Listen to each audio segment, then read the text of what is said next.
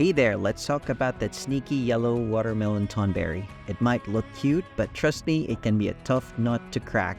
But don't worry, I've got some tips to help you take it down like a pro. We'll start by figuring out its weaknesses and then chat about gear and strategies. But before we dive into that, please make sure to hit the subscribe button and ring the bell for the latest Ever Crisis updates and tips. Feel free to leave a comment below, it really helps us out, and thanks in advance. Alright, so this Tonberry has a couple of weak points. It doesn't like it when you hit it with physical attacks or drench it with water attacks. Keep that in mind as we plan our attack. Now let's dive into the gear and skills you'll need to give it a good beating. When it comes to gear, Cloud's Maritime Sword and costume are the top dogs in this fight.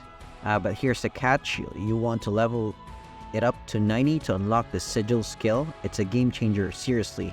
Oh, and don't forget to slot Ruin Blow in the third slot, it'll help break those sigils faster.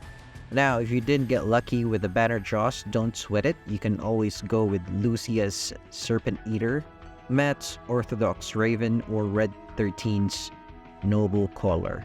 But let's be real, not many of us have those characters maxed out. That's right! And hey, why not toss in some water and water blow materia to crank up the damage? You can snag one water blow materia from the story, and if you're up for a bit of crafting, the recipe is hiding in the Crisis Dungeon, happily normal version. These materia will also come in handy against Ramu and other baddies. Now here's the scoop. This Tonberry can't be debuffed when it comes to attacks, so it's all about defense.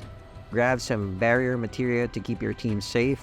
Aerith with her Mithril Rod and Glenn with his Hardcore Squad can help beef up your defense stats. And don't forget, you can give the Tonberry a taste of its own medicine by debuffing its defense and magic defense. Tifa's Somersault is your go-to move for that. You could also bring Zac with his Cutlass, or slap Hard Edge on Cloud. But remember, Cloud's got Sigils to break, so it's a bit tricky. The Tonberry gets stronger as its concentration gauge fills up. You can knock it down by smacking it around. The first gauge is a breeze to break, but the second one is a real pain. I haven't managed to empty it myself, but with some defense boosts, high HP, and a bit of luck, you can survive its single target attack. Just be ready because this little critter loves targeting Cloud. If your main damage dealer goes down, it's best to hit the reset button and try again. With a bit of grinding and some smart moves, I took down EX1 with my crew at level 45. It's worth the effort because you'll score the 1000 Waves weapon for Glenn. It might not look much, but trust me, it's a handy stat stick. Kinda like the Beach Parasol. It gives you stats, HP, magic defense, a solid boost. Speaking of stats, this 5-star weapon, 1000 Waves, packs a bit more punch than Zac's Beach Parasol in terms of attack. Sure, its base stats seem low, but once you overboost it, it becomes a stat powerhouse. Plus, that HP boost isn't too shabby.